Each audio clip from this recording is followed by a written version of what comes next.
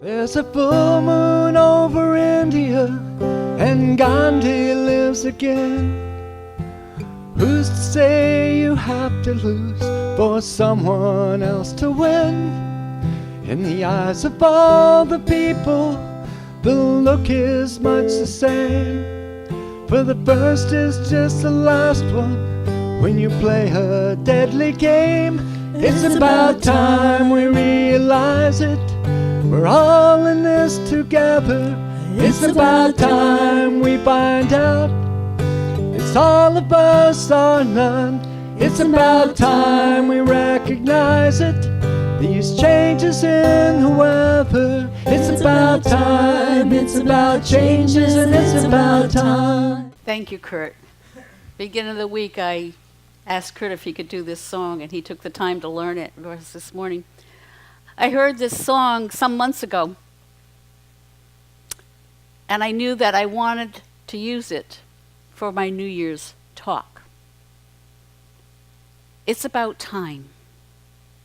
That song was written by John Denver in 1983. He was on an airplane to India to pay respects to his guru. And on that plane, it was filled with Colombian executives, all going out to see the premiere of The Life of Gandhi in New Delhi. Gandhi had died in 1948.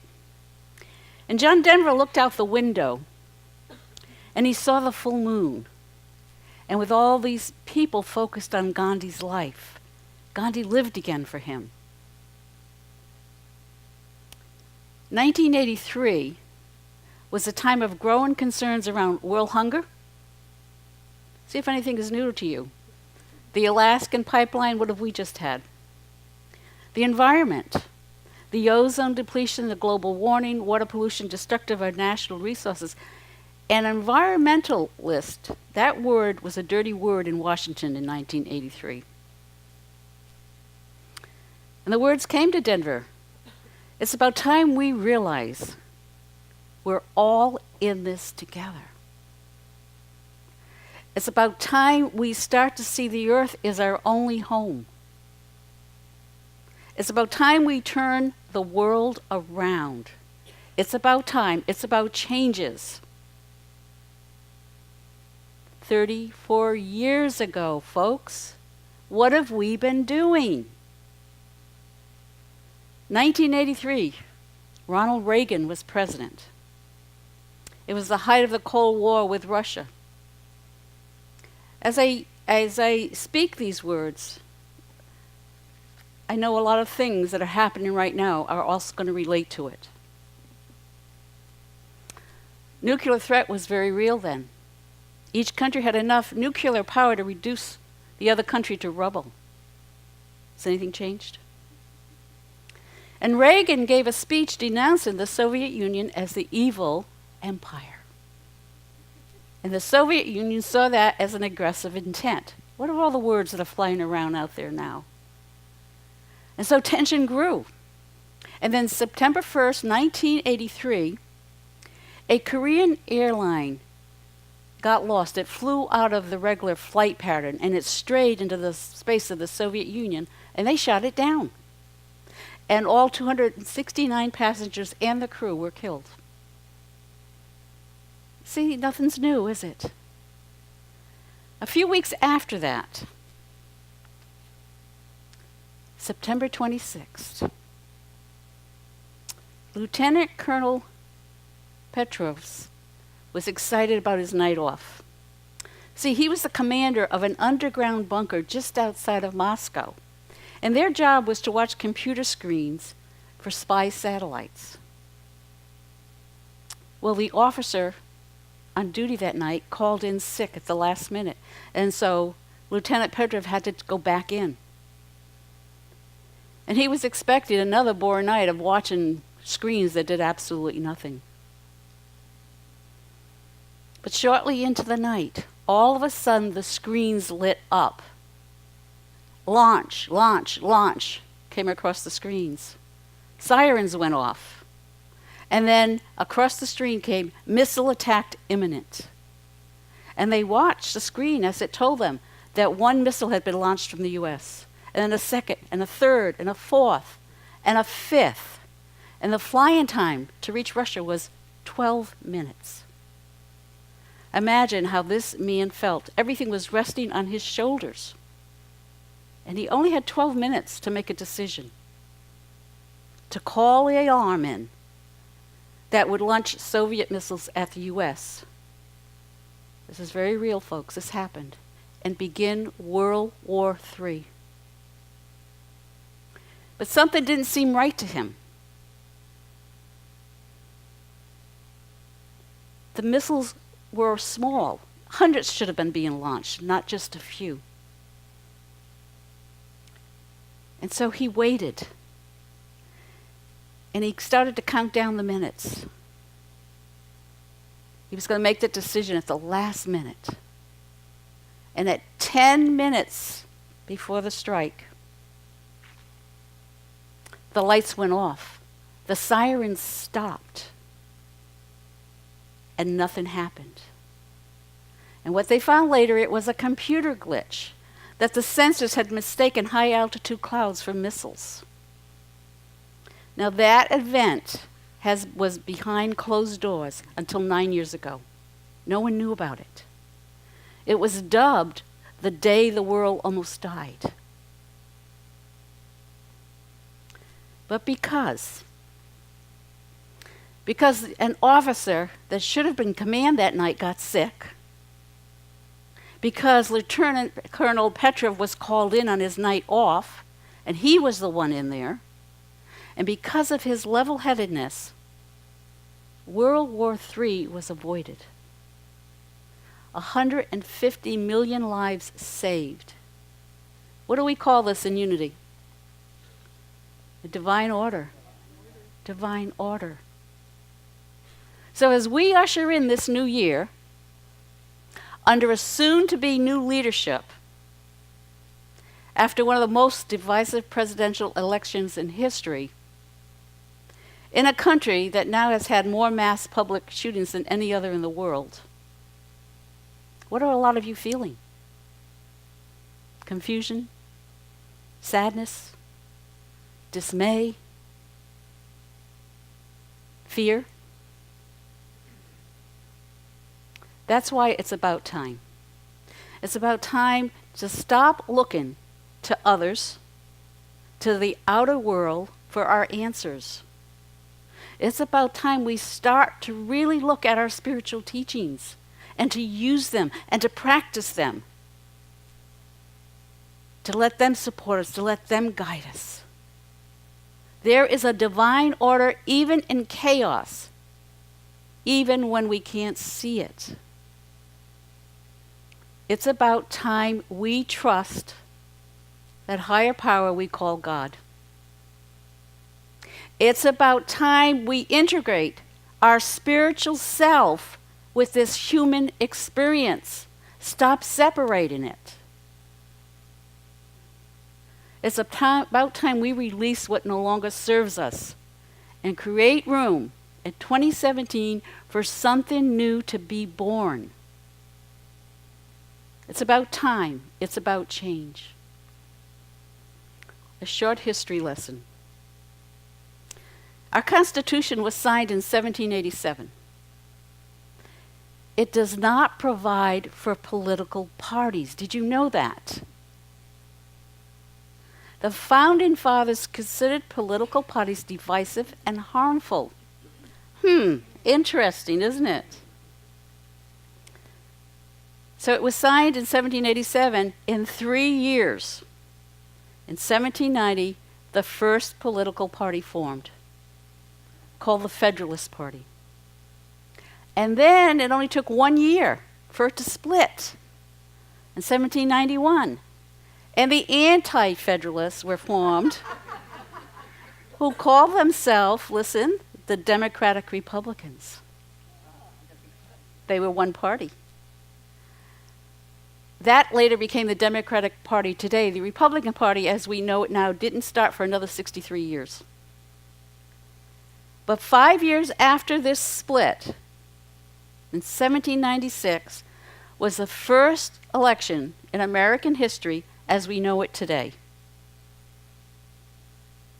So, why am I telling you all this? It's supposed to be a spiritual talk. The election in 1796 was a stunning phenomenon then. It shocked the elder leaders. It shocked the country.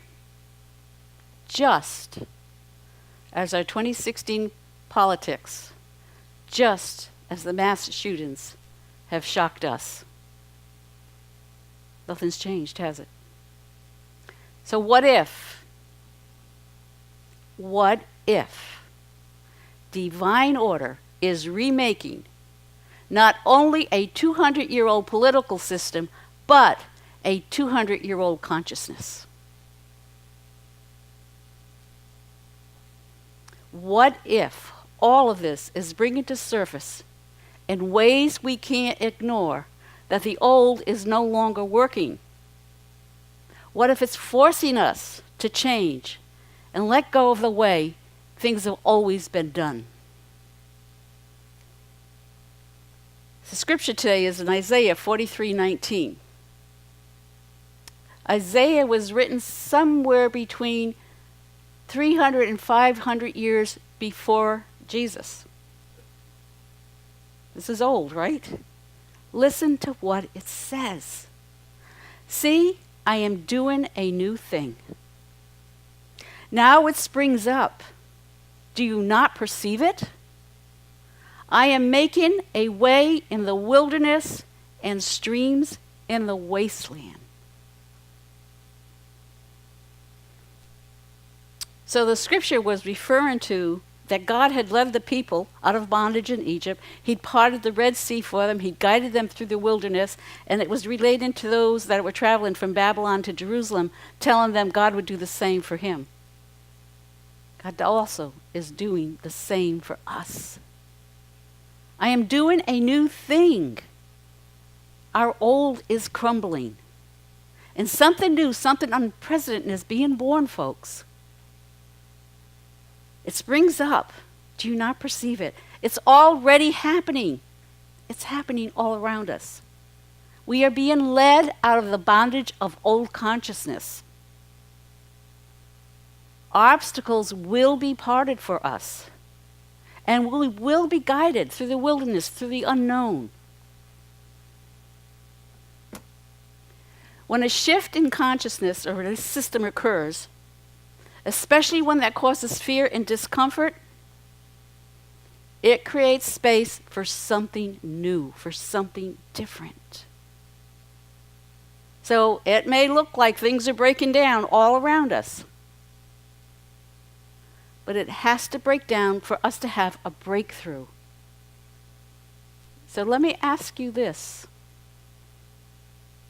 How have your emotions been lately? Have you been feeling a little more anxious? Maybe a little more intense? How's your body been? Has it seemed to tense for no apparent reason? Are you finding that you're having difficulty sleeping well at night? Have you noticed you might be less patient? That there's a mysterious sense of urgency going through you? Are you finding yourself compelled to keep busy all the time, obsessing over more things? Do you notice if your moods are shifting quickly? Thoughts racing through your mind? Guess what? If you've got one, any, or all of those things, something good is happening to you.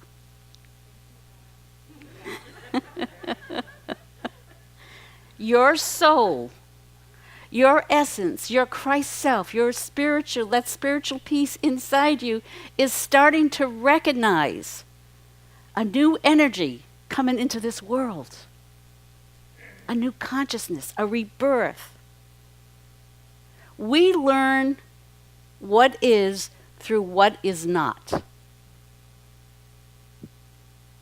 We have to experience what doesn't work to learn what does.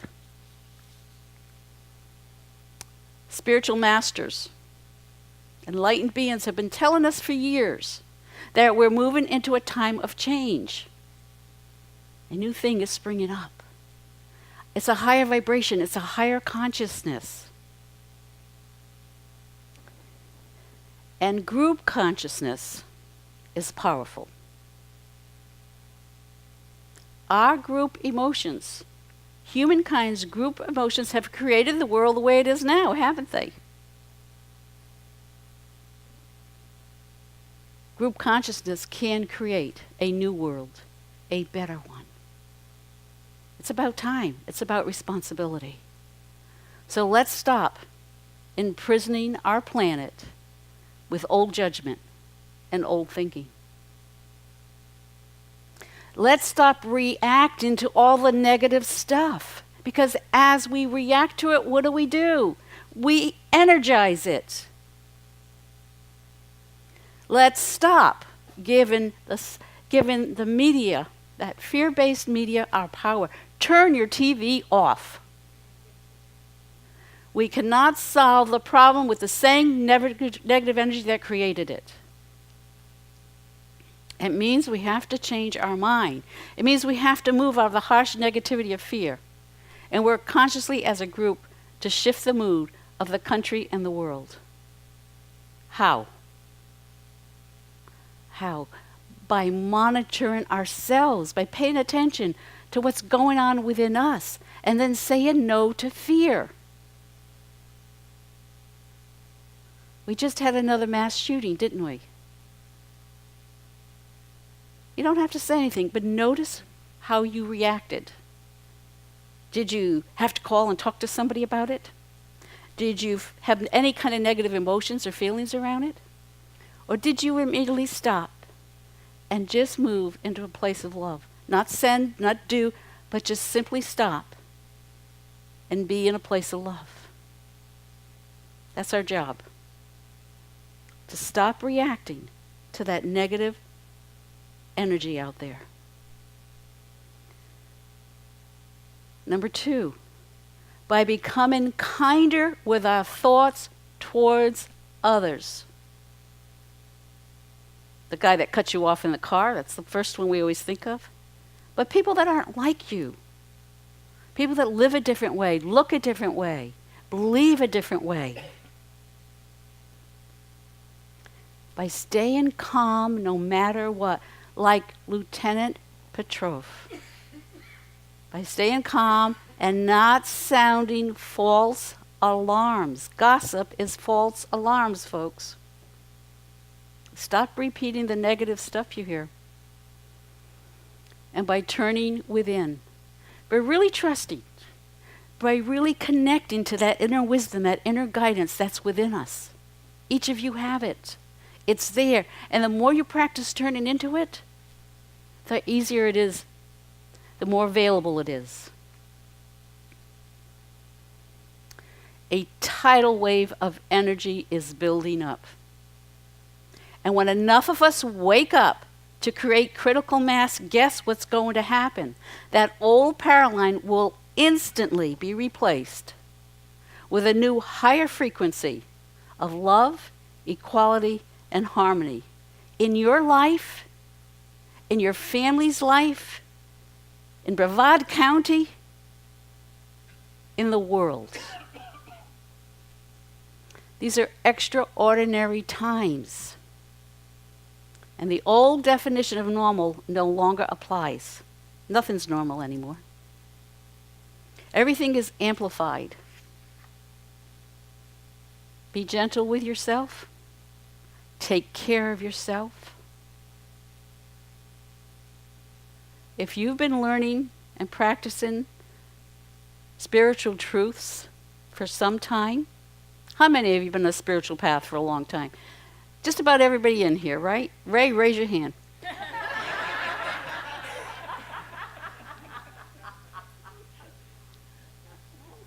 If you've been waiting to someday fully live these practices, 2017 is the time. This is not a dress rehearsal anymore, folks. We have to work together to shift the tide for the higher good of humankind and our planet. So this week, this year, It's about time to choose what you stand for. It's simple. Fear or love. Whatever happens in your daily life, stop and look how you responded. Am I in fear or am I in love? And then choose again if it's fear. It's about time in 2017 to start being the soul you came in here to be. It's about time to embrace change and to do our individual part and raising this consciousness higher. God bless you. There's a full moon over India, and Gandhi lives again. Who's to say you have to lose for someone else to win? In the eyes of all the people, the look is much the same. For the first is just the last one when you play a deadly game. It's about time we realize it. We're all in this together. It's about time we find out it's all of us or none. It's about time we recognize it. These changes in the weather. It's about time. It's about changes and it's about time.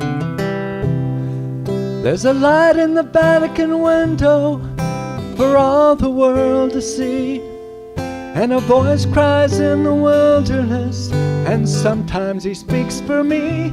I suppose I love him most of all when he kneels to kiss the land. With his lips upon a mother's breast, he makes his strongest stand. It's about time we start to see it. The earth is our only home. It's about time we start to face it. We can't make it here all alone. It's about time we start to listen to the voices in the wind. It's about time, it's about changes, and it's about time.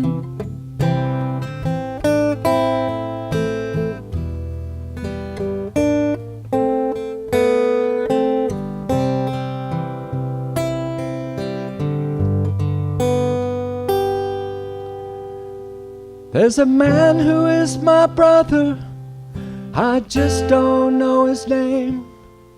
But I know his home and family, 'cause I know we feel the same.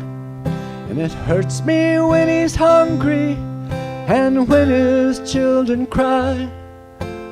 I too am a father, that little one is mine. It's about time we begin to turn the world around. It's about time we start to make it the dream we've always known.